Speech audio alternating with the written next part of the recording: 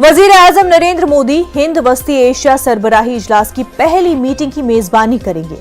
इस सरबराही इजलास में इलाकाई दिलचस्पी के मुश्तरका मुद्दों, कारोबार और सलामती समेत दीगर मसाइल पर तबादले ख्याल किया जा सकता है।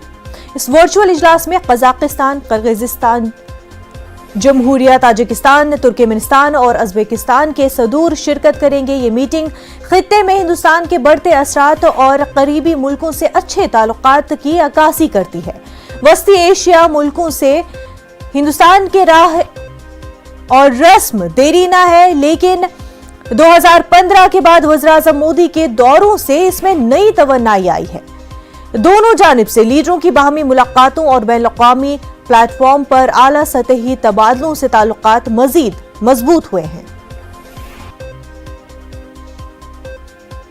दिल्ली से हमारे नुमाइंदे शैलेंद्र वांगू हमारे साथ जुड़ चुके हैं। शैलेंद्र, पहली ये मीटिंग, और अगर देखा जाए तो सेंट्रल एशिया की अगर हम बात करते हैं तो काफ़ी रिसोर्सफुल ये कंट्रीज है, रिच है रिसोर्सेज के हिसाब से।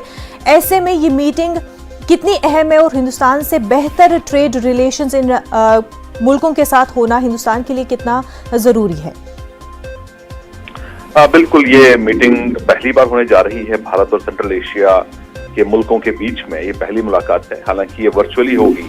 आपको याद दिला दें कि पहले कोशिश ये थी कि ये पांचों कंट्रीज के जो सदर हैं वो रिपब्लिक डे, यानी जो कल रिपब्लिक डे था, उस पर वो 5 के 5 मुल्कों के जो सदर हैं वो इसमें चीफ गेस्ट होते, लेकिन कोविड के चलते ये मुमकिन नहीं हो पाया, जिसके बाद अब वर्चुअली आज पहला समिट होने वाला है, जिसमें प्रधानमंत्री मोदी इन 5 मुल्कों के सदर जो है उनसे बातचीत करेंगे। कई अहम मुद्दों पर बातचीत होगी, लेकिन वहीं इसमें सबसे अहम है ट्रेड, तिजारत को लेकर और आपसी संबंधों को और मजबूत करने को लेकर, और वहीं अफगानिस्तान का जो मुद्दा है, जहां पर कल ही हिंदुस्तान ने यूएनएससी में कहा है कि अफगानिस्तान में एक ऐसी सरकार होनी चाहिए जिसमें सभी की शिरकत होनी चाहिए। तो माना जा रहा है कि अफगानिस्तान का एक अहम मुद्दा भी इसमें रहेगा, क्योंकि अफगानिस्तान बिल्कुल सटा हुआ है, इन 5 कंट्रीज के बहुत करीब है, बॉर्डर्स मिलते हैं। तो ऐसे में अफगानिस्तान के हालात को लेकर भी आज की इस बैठक में चर्चा हो सकती है।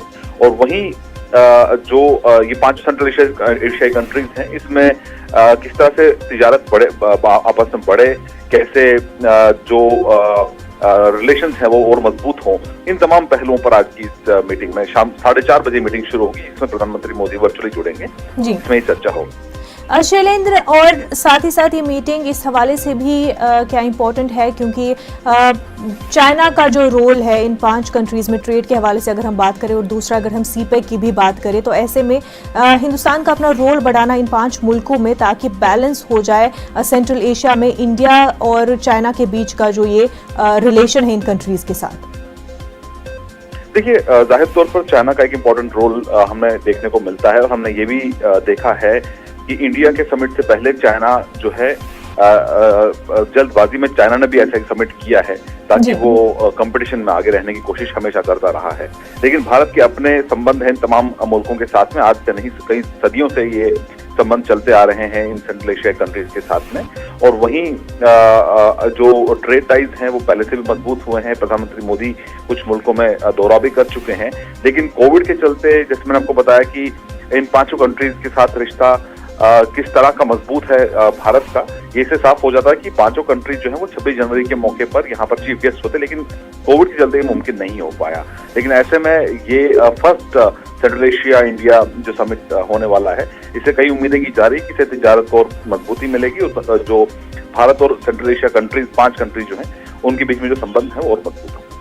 बिल्कुल, और बॉर्डर जो है पाकिस्तान, अफगानिस्तान और ईरान से होते हुए जाते हैं, ऐसे में सिक्योरिटी के लिहाज से भी मुल्कों से बेहतर रिलेशन बनाना काफी अहम हो जाता है। शैलेंद्र, बिल्कुल बिल्कुल, ये पूरा खित्ता जो है ये बहुत इम्पोर्टेंट है हिंदुस्तान के लिए, और हमने देखा है कि रशिया के साथ भी इन कंट्रीज के बहुत अच्छे संबंध हैं, और हमने ये भी देखा है कि अफगानिस्तान के जब हालात खराब हुए थे तो इन कंट्रीज का काफी अहम रोल हो जाता है, और इनके साथ लगातार हिंदुस्तान संपर्क में बना हुआ है।